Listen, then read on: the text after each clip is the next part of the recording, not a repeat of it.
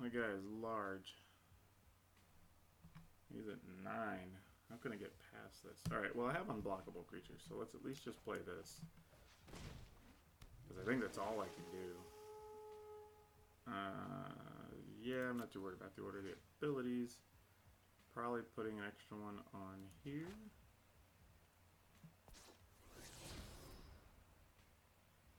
Ooh, keep on top of library. That is a fantastic card here. Cool, let's go to combat. Let's get in there with the 2 unblockables. Alright, well now I think we have a path to victory of sorts here. Got 2 unblockable creatures. I know for sure I can tap at least 1 defender with the water knot that's on top of the library. So if he does something where he plays another, say, 5 casting coast creature, okay, that's annoying. Because attacking for 1 isn't nearly enough. Though I can try to lead with water knot and just see what happens. Because water knot works, game's over.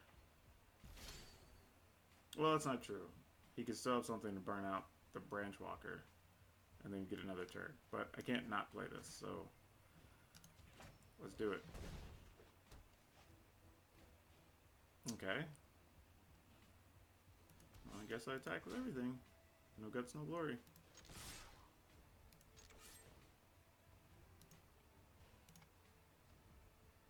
Alright, so it's a good game. Cool, we got there. Wasn't really expecting that. That looked pretty bad, but the draw kind of stalled out a little bit. Didn't know if we were going to get there. Though, from Dominaria, I may need to look at adding the Merfolk Trickster, I believe it is. Feels like that could be pretty good. Oh man, I'm a long way. This one's cast 40 creatures. I have no idea I'm going to get there.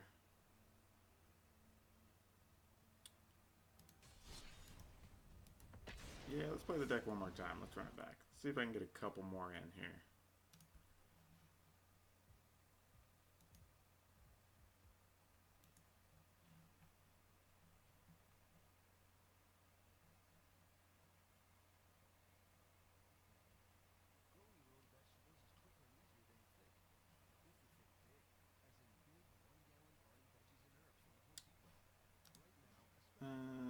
Yeah.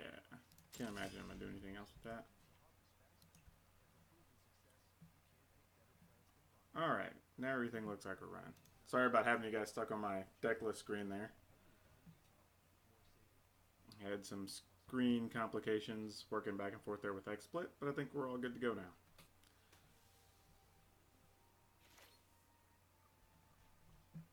Alright, let's just start running guys out there. See what we can get into.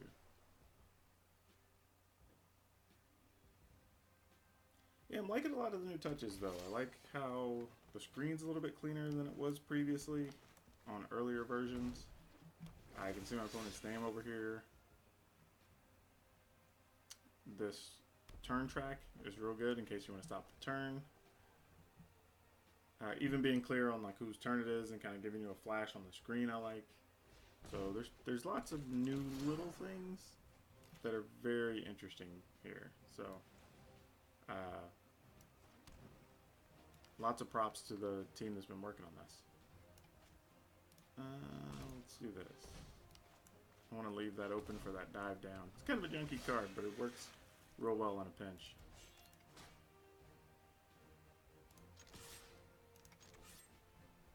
And then here we're going to be looking at I'm not going to be doing this is tough. I think next turn, I guess next turn I'd really like to be able to play a Forerunner, but we'll see if that happens or not. If not, I think the plan is just play Silvergill, hope for the best, maybe hope to draw an untapped blue source. And this is why I left the mana open for the dive down.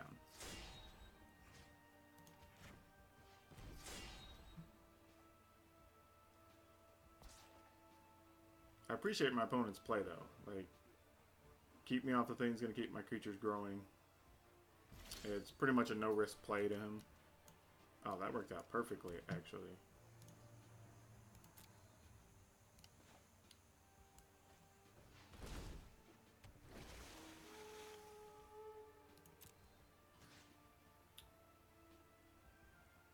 Let's put a counter on the elite, so he can be at least somewhat protected. And then I think here, as much as I want to go for a Kamana, I think I'm just going to go for a Mistbinder. And the reason being that I could play both Mistbinder and Silvergill Adept next turn if I wanted to, which leads to a pretty big turn. But I think I'm still just going to put that creature at risk. Or, not at risk, he's unblockable. I just didn't want to put the elite at risk. Which is kind of a big deal there. Because next turn, if I play 2 creatures, effectively the elite's worth 2 extra damage from counters, which are permanent. Plus I get the bonus from the Mistbinder. So, there's a lot going on next turn. Though, an argument could be made... Oh, it's funny, he actually had that. That hurts. Alright, so now, then my plan may be play Silvergill Adept, so I can play it for 2. But I know I can play that right now. And then I can take a look at what the top card is.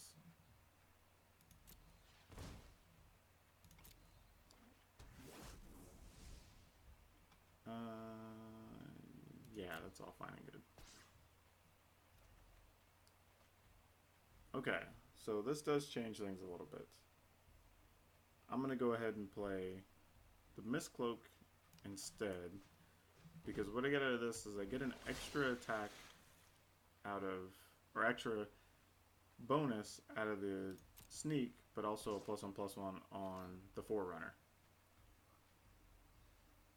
So now I can't really lose anything in this combat, and then I can play Mistbinder next turn, it's huge. Or, if I draw a land, I go ahead and play the Banner, and then I can play the Mistbinder the following turn and get a card. So, this worked out much better. Just see where we go from here, though. He's got 4 mana now. He's obviously playing a dinosaur deck of some variety, because he's got Drover the Mighty, he played Savage Stomp. Both of those things care about there being dinosaurs, so I'd be really shocked if there wasn't one. Oh. Oh. Did he play 2 Shake the Foundations? What happened there?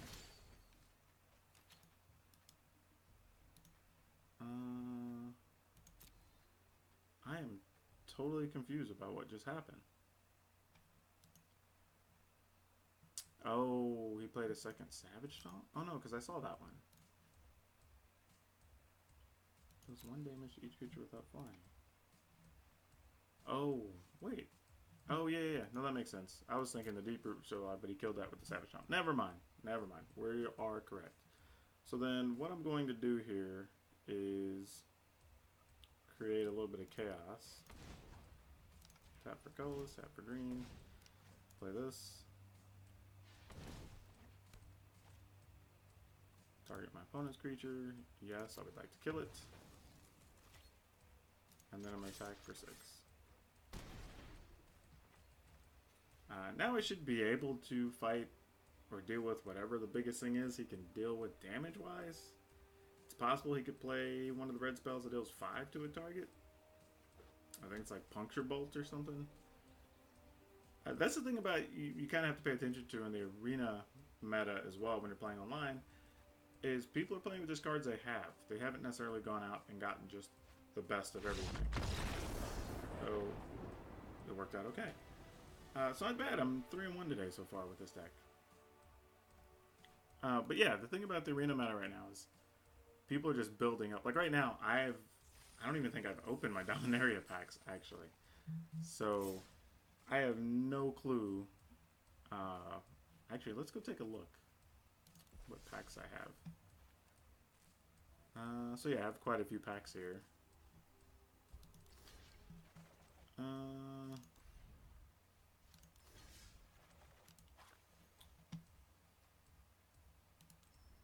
see what I have in my collection. Because, oh yeah, so they went in and they did add all of the Kaladesh and looks like Amonkhet block stuff. So I believe they gave you 2 of everything, but I could be mistaken. But yeah, it looks like I have 2 or more of most of the Amonkhet Nower stuff. So that's pretty cool. And I think I opened a pack or 2 like the very first week they put them in here. But yeah, this works for me. Alright, so like I said, just one of those things I was curious about because I had no idea. Go back to decks. Let's play this one more time. Actually, you know what? I have a couple of you viewers in here. Do you guys want to watch me play or want to watch me open packs first? Because I have a lot of packs sitting here and they probably need to be opened. I don't think I'm going to be drafting or anything with them. Mostly because, oddly, you know, for as long as I've played, I've been playing for a long time. About, I don't know, since early 95. And I actually have never been one that, like, really enjoyed draft. I play a lot with my friends who drafted. And, you know, I kind of enjoyed just hanging out and just playing Magic however they were playing. But if I have a choice, I generally play Standard, believe it or not. It's probably an odd thing for the old timers. Generally, I tell you, they're really big on draft and whatever. But I've been stockpiling some gold here, too. I probably need to spend that at some point. Maybe enter one of these tournaments with a deck. I think, though, my goal is going to be, for now, probably just accumulate as many points as I can to get packs, and then open up some Dominaria stuff. And then I'll probably start looking at what I want to build using Dominaria cards. I need to go through because I recently have really been playing a lot of mono green and paper Magic, and that's been really nice to me, to the point that I want to PTQ with it, which is really cool. And the deck's pretty cheap, and the cards are pretty easy to get. It does have a few rares in it, and that's going to be kind of the downside. So I need to see if I can get enough of the rares in Arena to be able to build it. Though I have been sitting on some wild cards I haven't used, which I don't know what people feel about it. I think the wild card system is kind of sweet.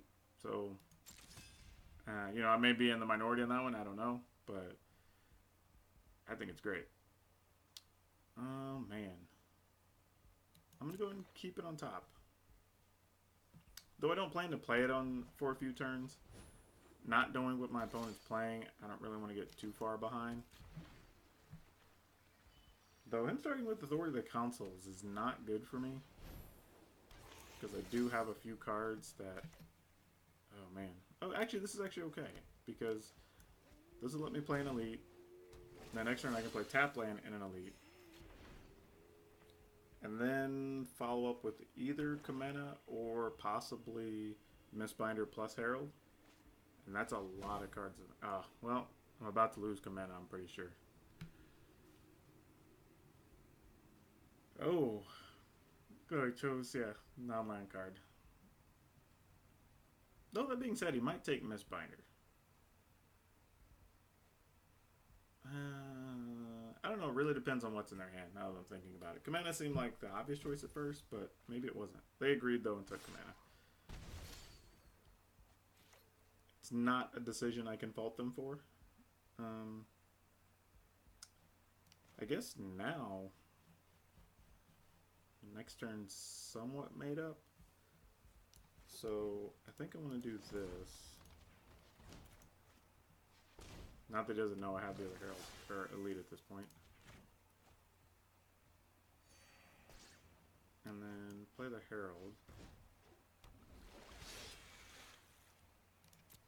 And I think, let's see, if he's playing black, he could technically possibly give all creatures -2/-2. So let's do this. And we will buy ourselves some time. Just in case. This way I only lose the Herald and one Elite if he decides to -2 everything. I don't think he's going to, but actually, that's a great card for my opponent to have here. I'm actually okay with that. Mostly because I'm in a situation where I can make creatures big enough to fight that, if need be. Ooh, that may not be true now that I'm thinking about it. What if that card is Fatal Push?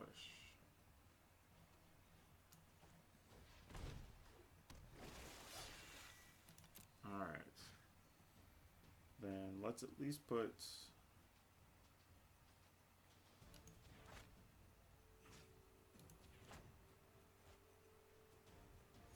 Let's see how that works out.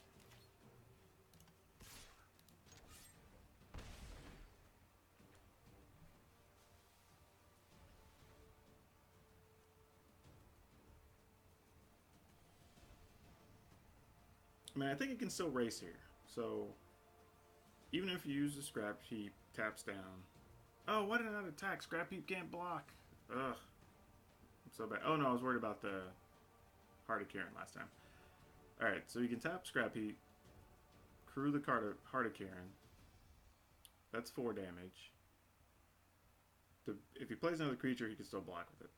Not totally concerned, because depending on what the creature is, my play could effectively be play Messbinder, put a counter on each of the elites, make them 4/4s, they'll become 5/5s because of the Messbinder.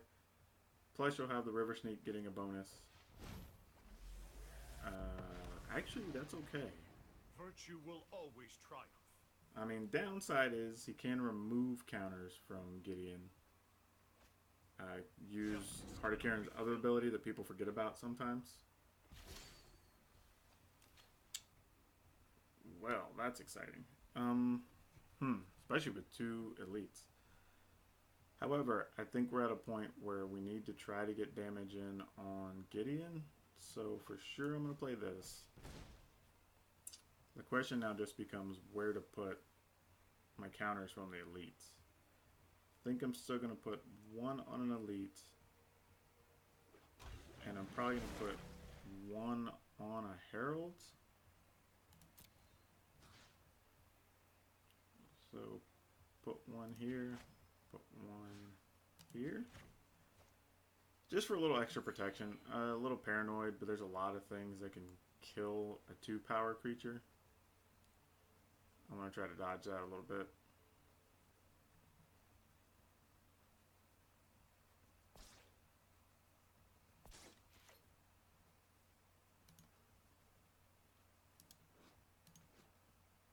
Choose attackers.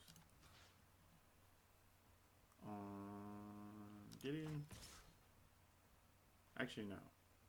That's the wrong play. Knowing that these are going to go unblocked, these should go to Gideon. This should go to my opponent. And the other one can't do any damage, they're just going to sit there. I think that's the way that should be broken up. Because then if my opponent chooses to block, I don't really care. I just kill his Heart of Kieran, and he gets nothing out of it. Don't force my hand. Man, it seems really small, but I love the added text, the glowing text that comes up saying, like, it's your turn, it's your opponent's turn. It's a really small thing, but previous versions of Arena, it was sometimes hard to tell when your opponent had passed or kind of what the button was. So I really, really appreciate that. I think it's simple, but it's a really nice touch.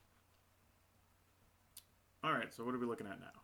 We can tap the Scrounger to crew the Heart, or probably crew the Aethersphere Harvester and gain some life. I also like the little energy thing there. First time I've seen that come up. So, let's go to attack. We will attack with everything. No, I don't want to attack with this. I do want to attack with this and this for sure. Attack with my 5/5. What's the worst that can happen? I put the 4/3 at risk. He kills the Mindbender and it becomes a 3/3 and he blocks it with the Heart of Kieran. That would kind of suck. Alright, just those.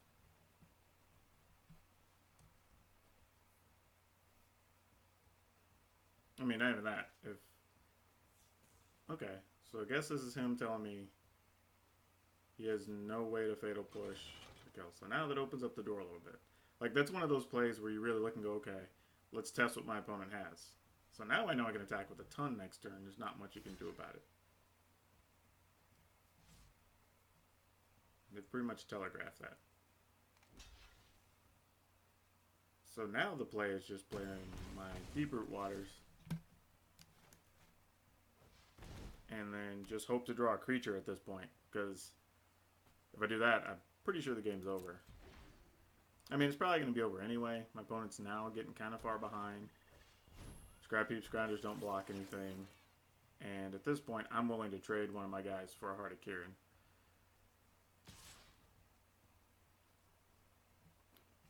Exactly. You got no cards in hand.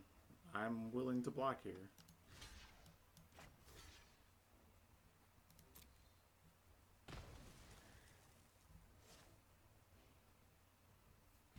That animation's changed a little bit too. That's really cool. I'm really liking all the new little touches.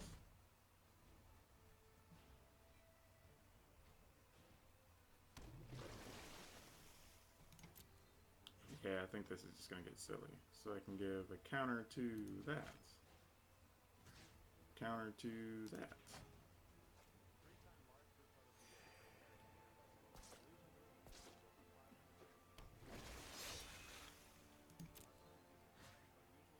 Give a counter to that.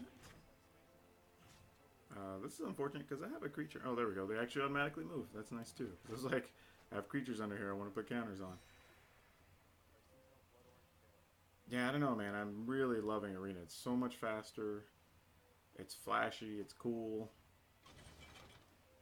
The other thing too, you know, for as much as some of the experienced players have been griping about Arena for various reasons, whether it's the economy or what have you, just attack with everybody. I don't even care what he blocks with here. I think that's game.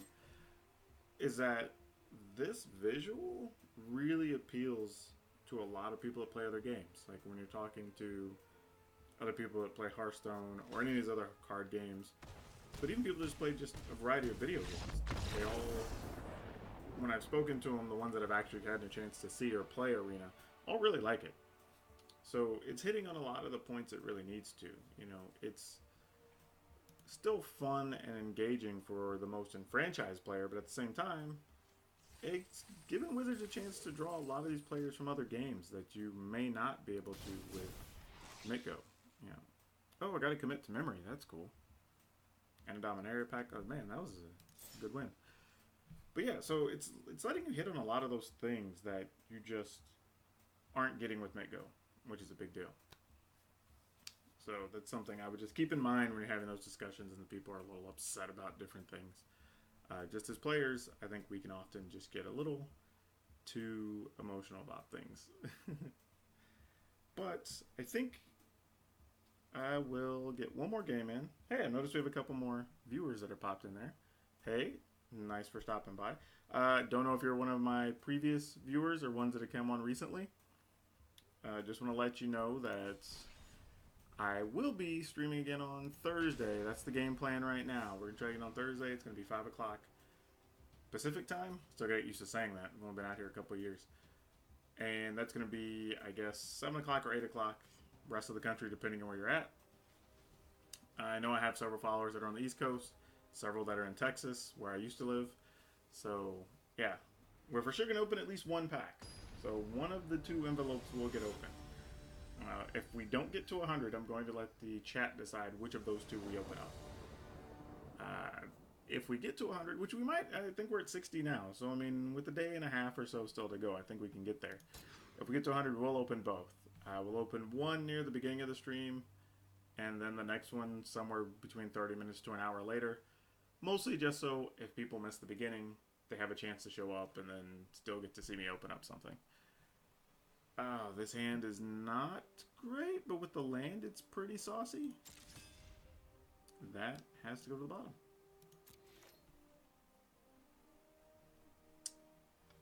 So, yeah, I think it's going to be fun. Also, for those of you just kind of caught up, stepped in here a little bit, tell you a little bit about what my plan is for the stream. This is actually only the 5th time I've actually got on and streamed. I'm still testing a lot of things, so it's one of the reasons I hopped on this evening. I wanted to try to work out some of the kinks before Thursday. I may hop on again tomorrow just for some small testing, get the sound balance right and stuff, because I know I still have some things that are off right now, and I apologize for that, by the way. I'm going to go ahead and run one of these out there. If he counters one, it's okay. He's probably going to think he's getting away with one, but I've got another one to back it up, so it's cool.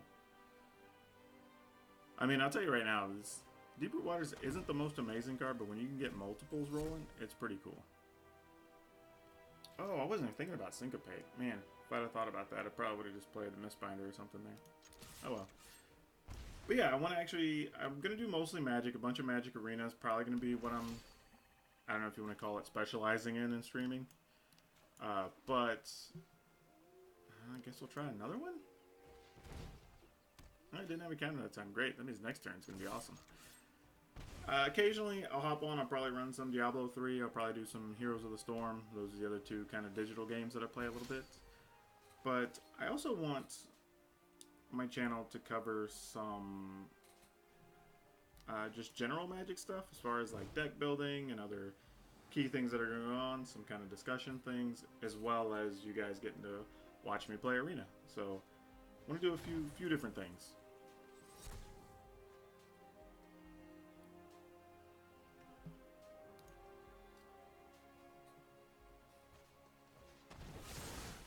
Cast him with man, he's at all the answers. Well, at least I'm getting a creature out of this. Kind of glad I held up on playing the Mistbinder. I mean, assuming I'm just going to get Scarab Guided? Nope, I didn't get Scarab Guided. What's happening here? Alright, well, I guess I'll just... I mean, if you just got all the answers, you got all the answers. I'm not sure what to do.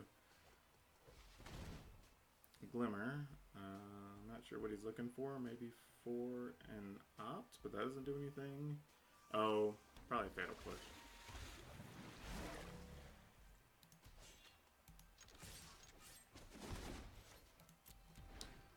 My concern here, though, is that I don't think...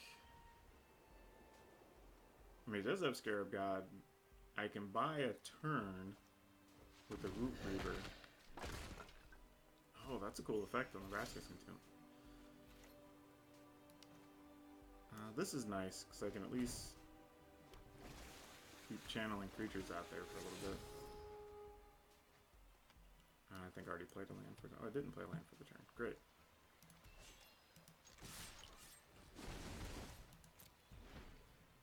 I mean, granted, I would have rather been an actual spell on top. That would have been huge. Because right now, even if he plays a Scarab God, I could tap the god down and attack, but it's only 5 damage. Let's slow this down. You know what? I'm not done yet. Those are some of the most appropriate quotes from Teferi. Let's slow this down. Yeah, sure. Ooh, alright. This I like. Let's go to combat. What I'm gonna hope is I'm gonna send everyone at Teferi. And I want to see if my opponent kills something. What I'm hoping is my opponent at least attempts to use mana to play a spell so I can get this Vanquisher's Banner on the table.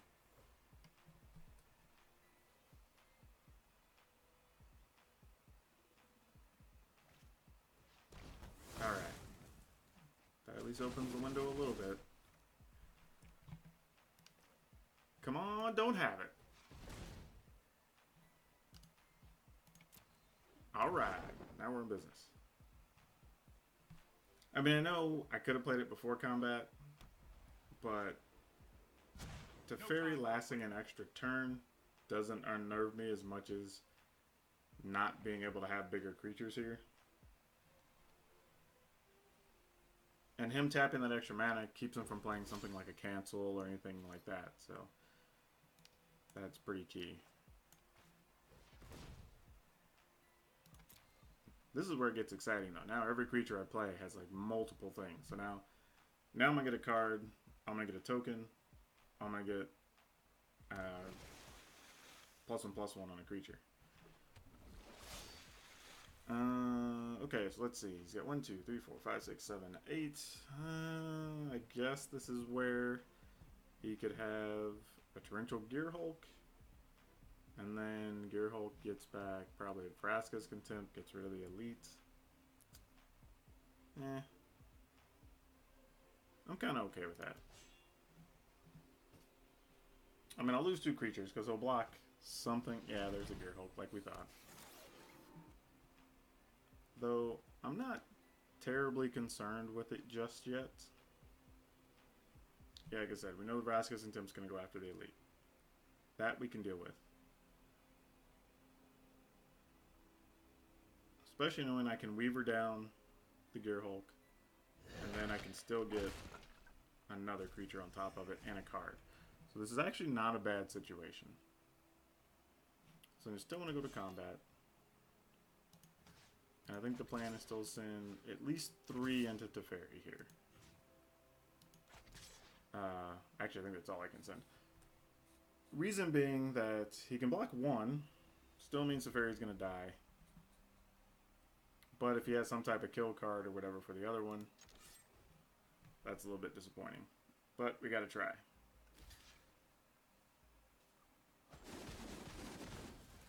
Alright, that's the good news.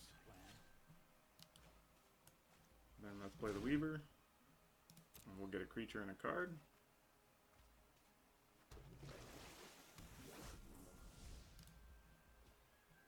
And then play a land, and we'll pass. Alright. So really, when you think about it, like Torrential Gearhulk, especially with kill cards in the yard, that could end up being a real bad turn. I think we got pretty lucky out of that, because if he had another cheap kill card, we'd have been real behind, because he'd still have Teferi and a Gearhulk, and apparently a Vraska's Contempt in hand, so that could have gotten out of hand real bad. I'm going to go ahead and lead with this to see if maybe it's possible we find like a Kamana or... Oh, we didn't find either. Ooh, there's a Kamana. Leave it on. And then I say we just attack with everything we can attack with. Let's do it.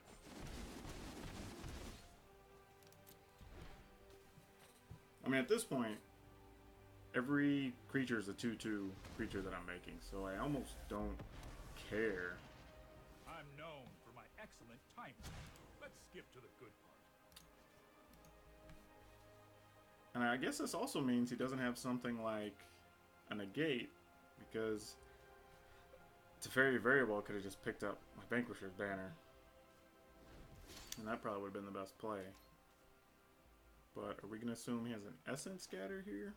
Okay. So I was going to say, I was about to just go for it. That's cool. That is the way we wanted that to go. Oh, I gotta cast 6 more creatures and then I get my last daily. Though 40 creatures to get 750, that feels like almost a weekly. Let's get in there.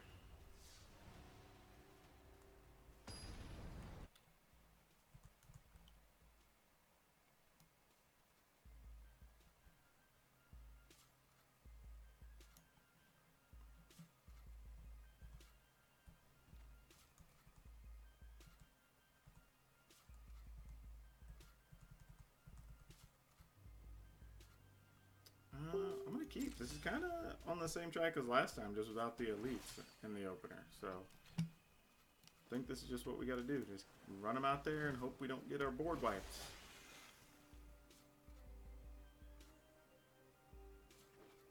Though really, I think if we can get away playing back-to-back Deep Root Waters, we're probably going to be in pretty good shape against Blue Black. Because truthfully, they don't have any way to remove them. So if they stick, every creature becomes 3 creatures.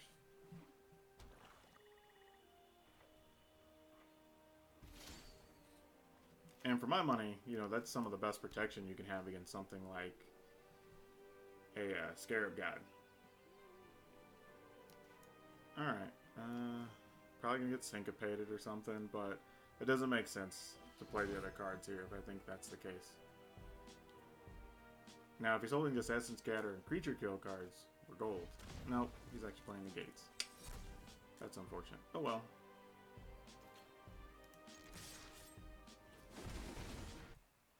So we get in there and we do it anyway.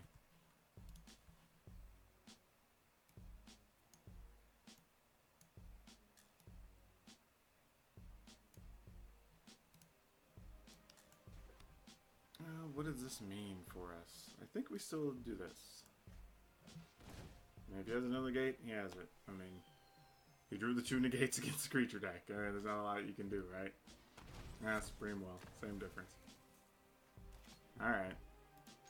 Well, it blows up that plan, so I think I only play 3 of those, so drawing the 3rd is not real likely at this point. Yeah, and now he got Scared God. So now, the plan is going to be lean on the Weavers. Hopefully get a land so we can go Weaver and Mistbinder next turn. Actually, probably Mistbinder followed by Weaver. Let's see what kind of turn we buy. The good news is, there's nothing in the yard for him to get back. He's just got 2 spell counters. I've just got Deep Root Waters at this point. So, it's not a lot, but I mean, I can still attack for 2 unblockable every turn while he's searching for something to do to me. Unfortunately, that negates one of my attacks because he gets 2 life out of it. So, it's going to be that kind of situation here. And this is where it's going to get a little dicey.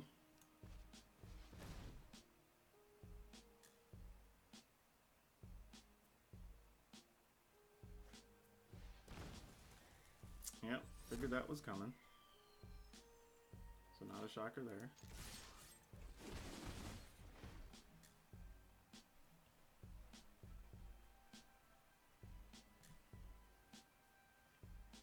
I mean, the good news is now I can kind of put my opponent to the test on a couple of things, because they can either counter something, or they can activate the Scarab God.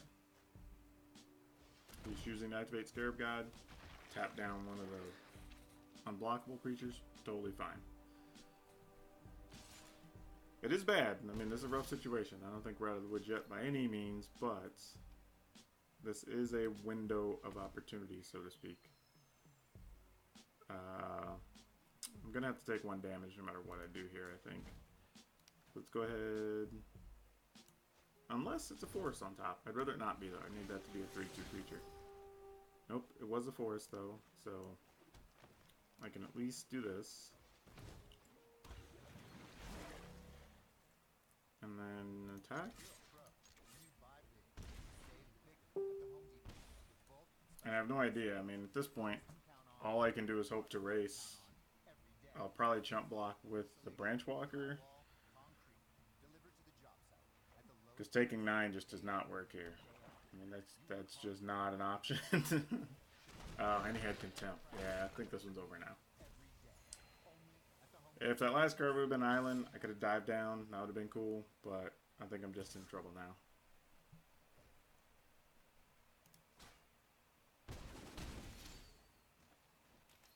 Yep.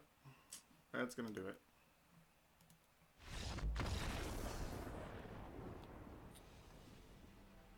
That's unfortunate. Interesting though, okay, so in previous versions of Arena, this would have caused your meter to go down. Like now, your meter still moves forward, but it's just a smaller amount. So that's kind of interesting. It's rewarding you for playing and rewarding you greater for winning, but you're not being penalized for losing, which I think that's going to be more appealing to a lot of people as well. Well, I got there. I'm at all the dailies. I think I'm going to go in and let's crack some packs. I don't think I needed any of these particularly. Our Devastation's a pretty good one though. That's not too bad to have.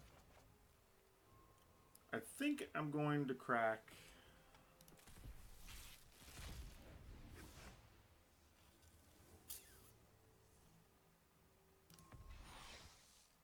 Solemnity. That's a good card once we get into playing 2 out of 3. And you want something against, like, the green-black snake deck. That's probably worthwhile, but otherwise it's not going to be too good, I don't think.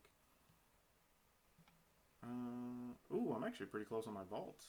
That's nice. Oh, no. That wouldn't have done that. I'm not sure why my vault's so high.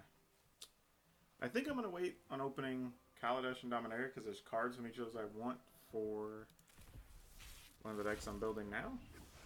So, oh, that's cool. I'm going to need that, actually. Uncommon wild card's pretty sweet there. Ultivajani is not so sweet. Come on. Big money, no whammies. Common wild card.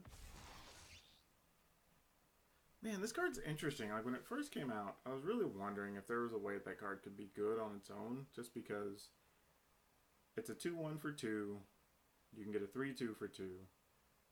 But actually, you can get a 4-3 for 2. You know, if something died or whatever. And it feels like it should be playable, but man, it just never got there for whatever reason. Kind of so it makes me sad because it seems like totally like type of card I would enjoy playing, but I just can never find room for it. Another common wild card. So wild cards are coming up pretty frequently, so that's good. Wonder if they've changed that. This card I am not a fan of. It makes me sad that it's a rare. So yeah, I'm going to save these for sure until Thursday. Mostly because it's going to be fun to have kind of something extra to do, open up some packs, kind of keep people occupied while I'm kind of introducing myself to them. There's going to be a lot of people who don't know who I am that are just joining the stream because they want to see the cards opened. So we'll open virtual packs and real envelopes with old vintage cards. And there'll be kind of a few things going on. So we'll have a few things happening. So hopefully, feel free, share on my stream, tell people about it, please. It's one, because I could use the followers. It'll be fun as I'm building up my streamer base. But at the same time, I think it's cool. It's a rare opportunity that I want to share with everyone. I guess for anybody, I'm actually recording this, so I'm going to try to load it when I'm done. But for anybody who doesn't know, there was a promotion, I guess now we're looking at 8 years ago, that Star City did at a Grand Prix in Utah, in Salt Lake City. And they took, I think it was a set of Unlimited, a set of Arabian Nights, 2 sets of Antiquities, a set of Legends, and they put 1 card in every envelope. And then they passed the envelopes out to everybody who participated in the Grand Prix. And then if you played in the Open on Sunday, you got one. And I believe, I don't remember if it was all participants or just the top finishers in each of the side events got one. And then the ones that were left remaining, they gave away kind of at random as a drawing for anybody who was still playing events later in the day on Sunday. So I got my first one. I opened it up. It was Mirror Universe, which was awesome. I think I traded it for a bunch of cards, which now would probably be worth 3 times what it was then. And then I got a second one because I scrubbed out of the Grand Prix. I got one for playing in the Open. And for some reason I decided, you know what, I'm going to keep it. This is a rare thing. I don't know what I'm going to do with it. But I'm sure there's a cool thing I'm going to do down the road. And then, as it turns out, myself and Craig Wesco had a common friend. His name's Jack. And we were staying with him in Salt Lake City. And Craig ended up top 8ing that Grand Prix. And we had ran out to get food. And we made sure we got him something since he wasn't going to be able to leave and it was getting late in the day on a Sunday in Salt Lake City. And when we brought it back, Craig made me an offer. He said, he said he'd either pay me back for the meal or he'd give me his envelope in lieu of the meal. So, of course, I was like, I'll take the gamble. You know, the meal was only like $10 or something anyway. So I now have 2 of those. I marked one just so we know which one is the one he gave me. So we kind of have a little running joke there. But, yeah, so we're going to open both of those on Thursday. The plan right now is Thursday at 5 p.m. Pacific time, which is going to be 7 o'clock Central, 8 o'clock East Coast, just to make sure everybody's on the right time, because I'd hate to say 5 o'clock and then people miss it because they're in different time zones. And the plan right now is for sure we're opening one. We're at, I believe, 60 followers now, so we'll let the stream viewers vote whether we open mine or Craig's, which I'm sure they're going to vote for Craig's just because there's some rub-ins there if it's something awesome. But anyway, we're going to let them vote. And then if we get to 100 before the stream, or actually, I guess even while the stream's live, if we get to 100 followers, I'd be down with that too. And we will open the second one. I'm assuming we'll try to do either like 5:30 or maybe 6 o'clock. I want to put enough time between them so if people miss the first opening, they can still catch the second opening. I'm going to try to record both the whole stream so it'll be up and people will have it, but at the same time, I just want people to have the opportunity to just catch it live because there's just more fun in it. But like I said, we'll open some virtual packs, we'll open some real packs, and we're just going to have a good time with it. You know, I think it's going to be something different. It's fun. I don't know if I'd say once in a lifetime, but it's kind of a situation where we don't know of anybody else that really has any. I also want to say thanks to Pete and the crew at Star City. I saw that they were sharing it, and they're going to try to get more people to join. So we'll kind of turn it into something for everybody. It'll be fun. So I think that's it for me this evening. It's looks like almost 1 a.m. local time. It's probably time for me to hop off of here. I may hop on just briefly tomorrow night just to kind of test some things one last time. And then after that, we're going to be ready to go on Thursday. So, and hopefully I'll have some other good news, some industry related news, but hopefully I'll have that to share with you too. So anyway, thanks guys. Thanks for joining the stream. All of you that popped in and out during it. And we will see you later this week.